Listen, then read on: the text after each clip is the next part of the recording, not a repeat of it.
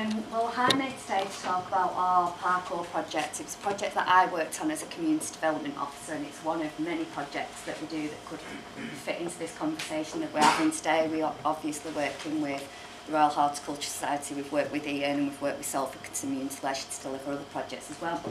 But I'm here to talk mainly about parkour. So what is parkour? Some of you might know it as free running. It's when you see those lads and girls flipping themselves off concrete blocks or jumping from one building to the next. And some of our young people in Swinton decided that this was something that they wanted to do. And I don't know if any of you know Swinton very well, in the Clifton area.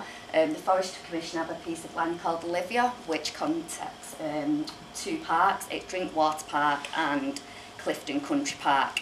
And it's a woodland area that has various trails in it. Now, part of this woodland area is next to some shops on Clifton Green.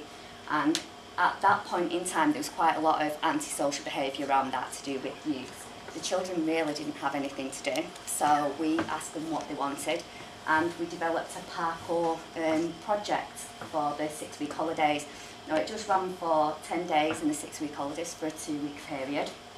And basically, the children were engaged into moving from one obstacle to the other, as it says, running and swinging and having great fun, but also, while doing this, improving and enabling them to take part in a sport that was a little bit different than your average football or rugby. So it appealed to some of our children who were in some more extreme pursuits than your general children who would turn up at your after-school clubs and stuff like that. We worked in partnership with this with Evolve, who is a parkour specialist, also with Lancashire County Cricket Foundation. We work with GMP and also Salford Council and ourselves to deliver, and the Forestry Commission who kind of let us use the land. Now, the piece of land was ideal because it had boulders and woods and sleepers that had been put in by the Forestry Commission to protect the land at that time. So, as you can see, we did 10 consecutive sessions. 130 young people actually took part over those 10 sessions, which was an average of 40 per session, with 59 of those young people actually attending on a regular basis. Now, we classed the regular basis of attending 3 or more sessions for the point of this. And what outcomes did we achieve? Well, as it says here, physical activity to improve and maintain health. The skills taught enabled young people to meet the exercise recommendations of the NHS. Financial inclusion. The sessions were not charged, every session was completely free. And the nature of the activity, physical exercise and using public open space, enabled participants to practice and develop what they'd learned in the future free of charge and regardless of household income, which was really important. Some of the families that we work with haven't got available income, so to put a project on that enables a child to just turn up in the clothes that they're wearing and not needing specialist equipment and, I don't know, having sort of £40 for a pair of specialist boots to be able to do something, was a big appeal to the children that we worked with.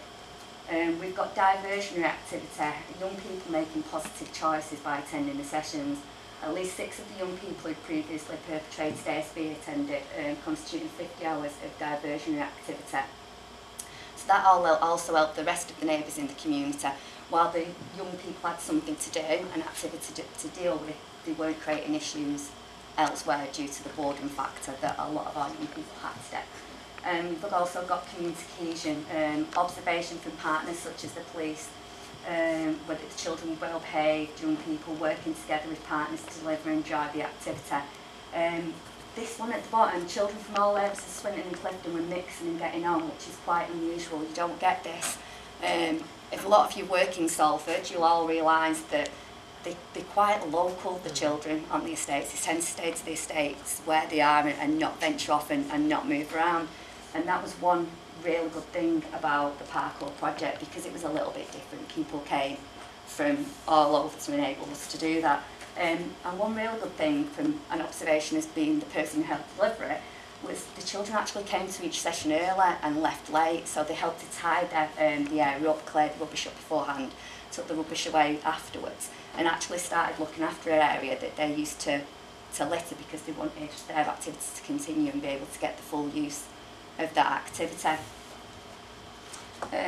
So just a brief little case study really. We can give you this in more detail if you want. But on these sessions that we did, there was a young family who came, and there was a little boy called Jack who came along with his dad. And Jack was currently taking medication for ADHD. He hadn't really been interested in sort of any structured activity. He wasn't developing any friendships at school, and his speech was limited.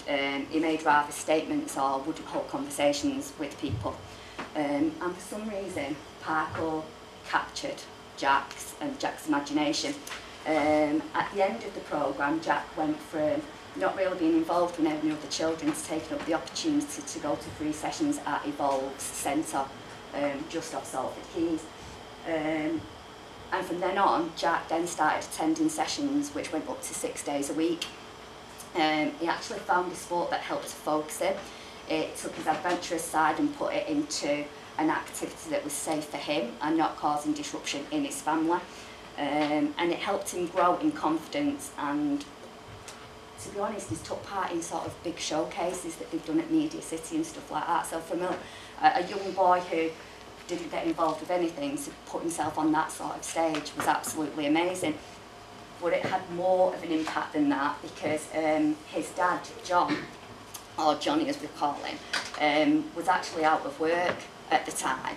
So spent the time taking Jack around, but then Johnny started volunteering himself at Evolve.